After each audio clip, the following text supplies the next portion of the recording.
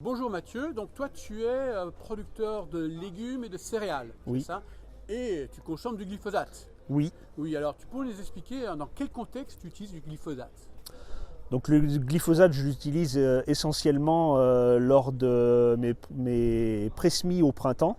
Oui, Donc je fais des préparations de sol assez précoces pour pouvoir faire lever des mauvaises herbes précocement, que je détruis chimiquement au glyphosate pour pouvoir implanter mes cultures dans des sols propres d'accord, et notamment diminuer ma quantité d'herbicides de prélevé ou de post-levé au printemps. d'accord. Mais tu pourrais très bien, plutôt que d'utiliser du glyphosate, tu pourrais faire du labour, non?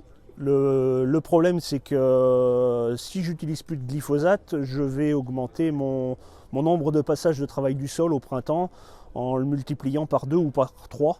Donc augmenter ma consommation de carburant fortement, D'accord. ce qui n'est pas du tout le cas quand on passe un glyphosate, on détruit assez rapidement et efficacement toute adventice qu'on peut trouver au printemps.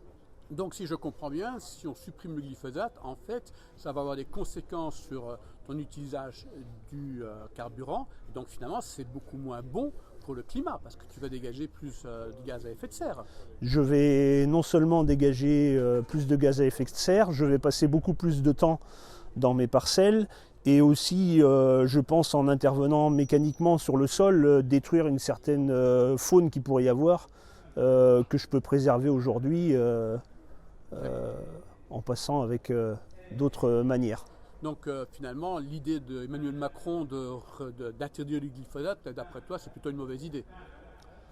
Au niveau de nos pratiques agricoles, ça va compliquer beaucoup de choses et au niveau environnemental, je pense qu'on n'est pas forcément dans ce qu'on pourrait imaginer.